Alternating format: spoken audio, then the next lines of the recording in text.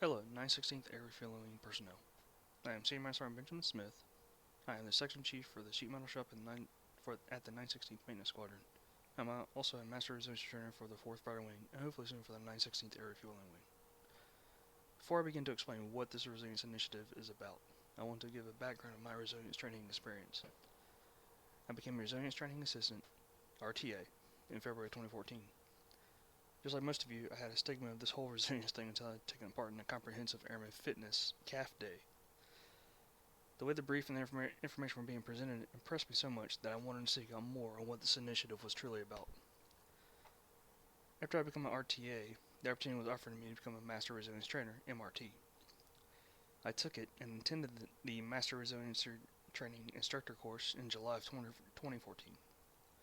When I went through it, it was a 2-week course along with passing a proctored exam to become certified in instructing the material. After I went through the course, I had been part of a multitude of initiatives here at Seymour Johnson to promote resilience.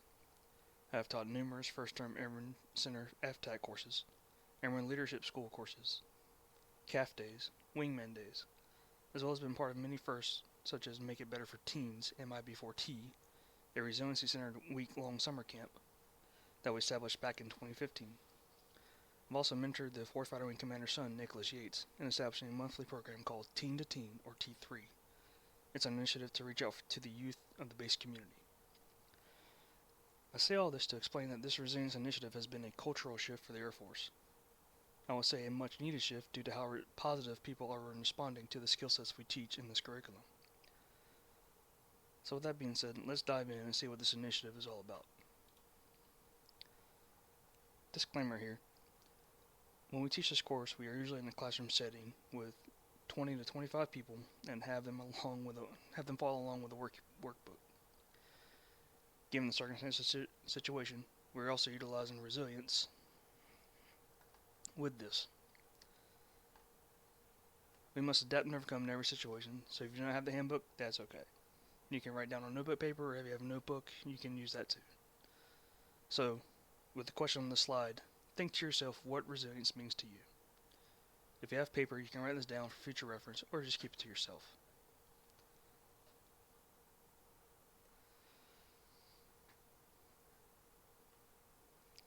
As with anything, the Air Force also has a definition for resilience, and it's the ability to withstand, recover, and grow in the face of stressors and changing demands.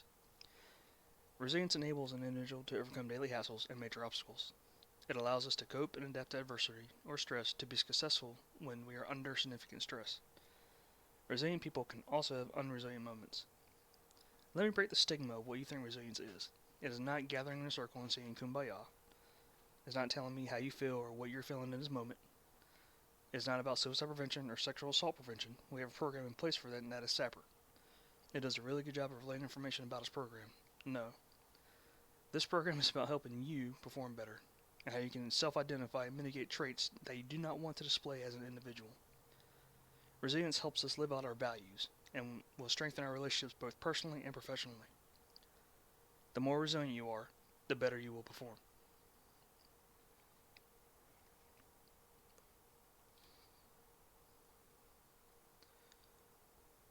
When we think we can make a positive change, we will do it. Resilience helps us to maintain the positive mindset, and we reap a plethora of benefits by being resilient. Research has shown that resilience matters for our performance and health. Compared to non-resilient people, resilient people perform better. They are better able to adapt change and recover from stress. They're also better equipped to respond to new opportunities or risks. They're better at communicating and are rated by others as strong team members and leaders. Resilient leaders are more open to feedback from members of their team, more valued by members of the team, and more skilled at reaching a consensus. They perform better in a variety of areas, including creativity, academic achievement, and decision making. People higher in resilience are healthier. They get better sleep and have healthier immune functioning, meaning they recover from a cold or injury quicker. The benefits of resilience just continues to pile on. Resilient people also experience less problematic issues. They are less likely to be affected by stress symptoms, disengagement, and burnout. They are also less likely to be cynical or pessimistic. There are physical benefits as well as being able to sleep better. Being able to sleep better is great, but being resilient can lead to having lower blood pressure. All of these benefits are clear and well supported by science. From a skeptic out there, I will say that this initiative was adopted by the Air Force based on the work of the University of Pennsylvania, UPenn, for the foundation of positive psychology, and a leading authority being Dr. Martin Seligman.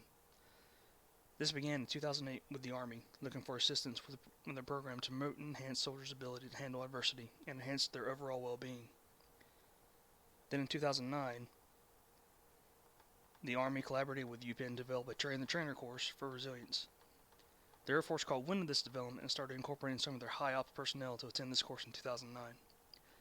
This started the resilience initiative and cultural shift since then to become what it is today. There's more to the history of resilience, and I would like to share that with you, but for the sake of time, this is all I can share. So why does the Air Force have resilience training? Well, to stay physically fit, we train our bodies with physical training. Your mind is also a muscle, and the skills you have to help it perform better, the stronger it will become. Learning these resilient skill sets is like training for your mind. There is a word called neuroplasticity. It is the ability of the brain to form and reorganize synaptic connections, especially in response to learning or experience or following an injury.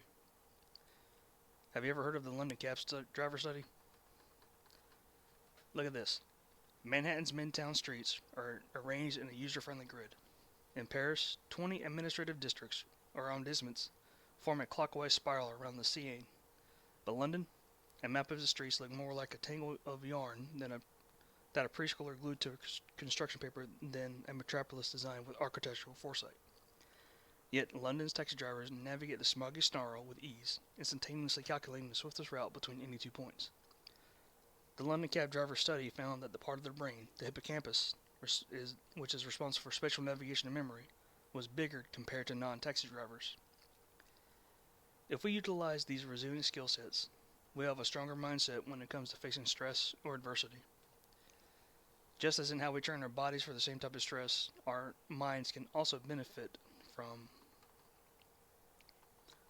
some type of exercise. Just like an effective physical training program that includes different skills to accomplish different goals, such as cardio, strength training, and good nutrition, resilience training includes multiple tools designed to help you be mentally prepared and improve your personal and professional performance.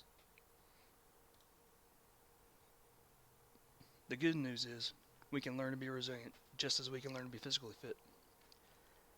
We can learn to strengthen our mental fitness. Our goal is to shift both the resilience and performance curve for everyone. No matter where you start or how well you perform, there is always room for growth. Caveat here. For this to be effective, you need to have a growth mindset. In order for this curve to shift in your life, it is vital to have a growth mindset. People who have a fixed mindset are static in their intelligence or talent development. They avoid challenges. They see effort as useless, and ignore any feedback given that would help their performance, and disregard new information or approaches that could be useful in situations. People who have a growth mindset view that talent and intelligence can be developed. They look for and embrace challenges. They see effort as a path to success. They take the feedback given them and utilize it to their advantage, and they are also open to new information, ideas, and approaches to situations that could be helpful. The reality is, we are all susceptible to adversity and stress. For people that are just having a rough go at life, and they look at others who seem to have it all together, they do not know or understand what the other person may be going through.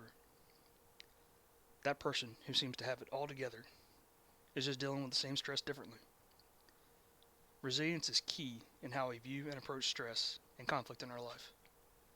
It will help us perform better in our units, wherever we are, as well as in our personal life and our relationships. I think we all need a pep talk.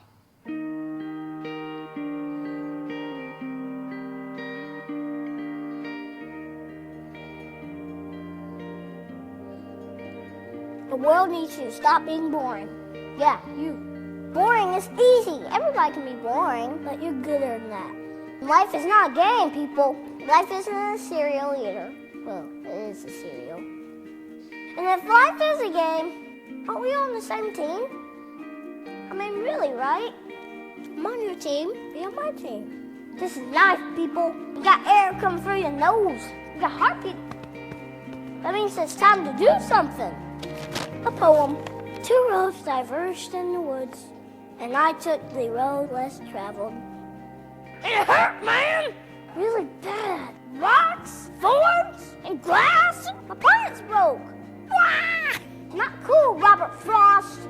But what if there really were two paths? I want to be in the one that leads to awesome. It's like that dude Journey said, don't stop believing unless you dream stupid. Then you should get a better dream. I think that's how it goes. Get a better dream and keep going. Keep going, and keep going. What if Michael Jordan have quit? Well, he did quit. No, he retired. Yeah, he retired. But before that, in high school, what if he quit when he didn't make the team? He would have never made Space Jam. And I love Space Jam. What will be your Space Jam? What will you create will make the world awesome? Nothing if you keep sitting there. That's why I'm talking to you today. This is your time. This is my time. It's our time. We can make every day better for each other. If we're all on the same team, let's start acting like it. We got work to do. We can cry about it, or we can dance about it. We were made to be awesome. Let's get out there. I don't know everything. I'm just a kid. But I do know this. So everybody's doing to give the world a reason to dance. So get to it.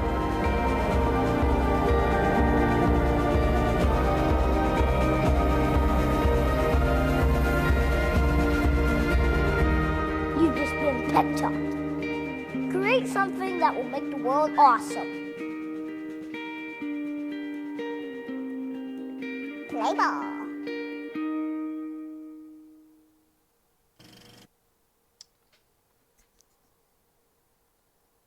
I think we all needed that pep talk. That video is an awesome representation of how we can view the opportunities that are given to us. It all depends on how we view and respond to the stresses in our life. The skill sets that we teach in this program help us realize the values we uphold individually and encourage us to live them out to the best of our ability. These are the modules and skill sets that we teach in the FTAC 8-hour course. These modules and skills can be taught individually, although there are some that do build on each other, such as Balance Your Thinking, builds on Reframe. And this is the overview of resilience.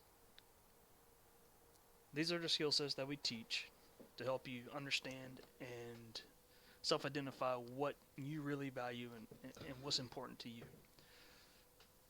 Before I move on to gratitude, look for the good, I just want to really state that resilience is going to be here. And these skills that we teach, you probably already know. We're just putting a name to them. You probably already been practicing them. But now you're going to be able to understand how and why they work and what they do for you. So with that being said, let's move on to gratitude. Look for the good.